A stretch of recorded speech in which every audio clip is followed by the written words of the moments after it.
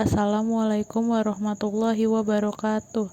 Saya Nadia Rinanda akan mempresentasikan video yang berjudul Perusahaan Multinasional dalam Manajemen Sumber Daya Manusia Internasional.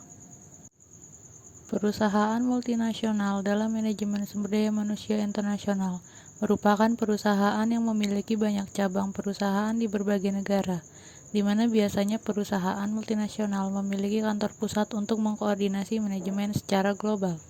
Perusahaan multinasional memiliki dana yang melewati dana di banyak negara dan memiliki pengaruh kuat dalam politik global karena pengaruh ekonomi perusahaan multinasional yang sangat besar dan juga sumber finansial yang sangat besar untuk masyarakat maupun politik. Karena jangkauan internasional dan mobilitas perusahaan multinasional, wilayah dalam negeri maupun luar negeri harus mampu bersaing agar perusahaan ini dapat menempatkan fasilitas yang dibuat perusahaan multinasional dalam bersaing secara global. Negara-negara yang memiliki cabang perusahaan dan kondisi politik yang mendukung membuat perusahaan multinasional menjadi perusahaan yang memaksimalkan produktivitas. Ciri-ciri perusahaan multinasional dalam manajemen sumber daya manusia internasional yaitu 1. Ruang lingkup kegiatan perolehan pendapatan perusahaan multinasional melampaui batas-batas negara. 2. Perdagangan dalam perusahaan multinasional kebanyakan terjadi di dalam ruang lingkup perusahaan itu sendiri walaupun antar negara. 3. Kontrol terhadap pemakaian teknologi dan modal sangat diutamakan mengingat faktor ini merupakan keuntungan kompetitif perusahaan multinasional. 4. Pengembangan sistem manajemen dan distribusi yang melintasi batas-batas negara, terutama sistem modal ventura, lisensi, dan franchise. 5. Banyaknya cabang perusahaan yang ada di dalam maupun di luar negeri dan di negara maju maupun negara berkembang. 6. Visi dan strategi yang digunakan perusahaan multinasional untuk memproduksi suatu barang bersifat global atau mendunia. Jadi perusahaan ini membuat dan menghasilkan barang yang dapat digunakan di semua negara. 7. Lebih cenderung memilih kegiatan bisnis tertentu, pada umumnya manufaktur, tetapi banyak juga perusahaan multinasional selain manufaktur. 8. Biasanya memiliki kantor pusat di negara maju dan memiliki banyak cabang di negara berkembang. Bentuk-bentuk perusahaan multinasional dalam manajemen sumber daya manusia internasional yaitu 1. Multinational Producing Enterprise atau MPE yaitu berfokus pada bidang produksi, di mana perusahaan multinasional ini memiliki dan mengontrol berbagai kegiatan produksi dan kegiatan manajemen lainnya di berbagai unit di banyak negara. 2. Multinational Trade Enterprise atau MTE berfokus pada bidang perdagangan di mana perusahaan ini menjual barang yang diproduksi di dalam negeri secara langsung kepada badan usaha atau perorangan di negara lain. 3. Multinational Internationally Owned Enterprise atau MOE lebih berfokus pada kepemilikan usaha dari satu induk perusahaan ke perusahaan lainnya yang menyebarluaskan cabang-cabang produksi atau perdagangan serta kegiatan perusahaannya di negara lain. 4. Multinational Financial Control Enterprise atau MCE berfokus pada permodalan atau pembiayaan dan diawasi oleh lebih dari satu negara. Tujuan perusahaan multinasional dalam manajemen sumber daya manusia internasional yaitu 1. Raw material seeker bertujuan untuk mendapatkan bahan mentah yang diolah atau diproduksi di negara lain. 2. Market seeker bertujuan untuk memperoleh pangsa pasar baru di negara lain.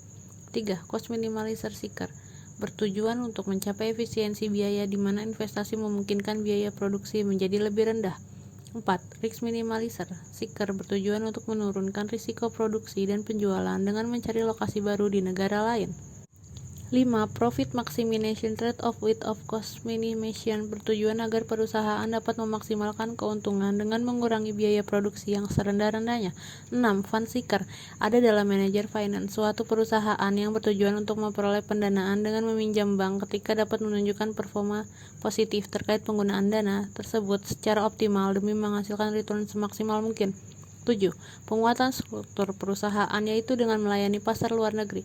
Perusahaan dapat menguatkan struktur perusahaannya agar memaksimalkan penjualan. 8. Perusahaan dapat pula menjadi entitas yang kuat dengan cara memanfaatkan pengetahuan perusahaan mereka di negara lain.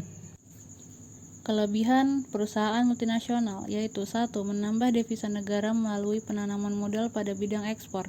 2. Mengurangi kebutuhan devisa untuk kegiatan impor pada sektor industri. 3. Memodernisir industri. 4. Mendukung pembangunan nasional. 5. Meningkatkan penghasilan masyarakat. 6. Membantu memenuhi kebutuhan masyarakat.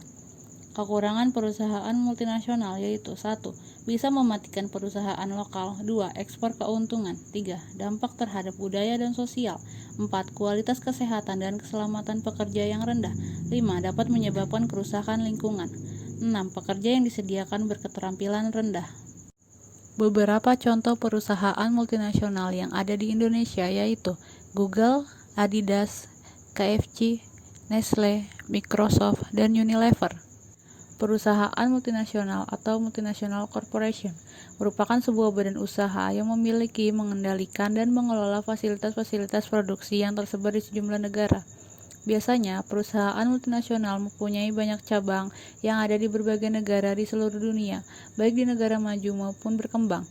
Pengaruh, peranan, serta dampak yang ditimbulkan oleh adanya perusahaan multinasional bagi perekonomian internasional cukup banyak. Dampak yang ditimbulkan bisa berupa dampak positif dan negatif. Misalnya yang positif, seperti perusahaan ini bisa membantu suatu negara untuk memberikan bantuan sumber-sumber daya untuk pembangunan di negara tersebut. Dan negatifnya adalah hilangnya sejumlah lapangan kerja domestik. Hal tersebut karena perusahaan multinasional mengalihkan sebagian modal dan aktivitas bisnisnya ke luar negeri. Walaupun begitu, perusahaan multinasional ini keberadaannya sangatlah penting bagi perekonomian negara berkembang karena lebih terbuka dan bebas akses terhadap modal dan sumber daya lainnya dengan melakukan liberalisasi terhadap pasar modalnya.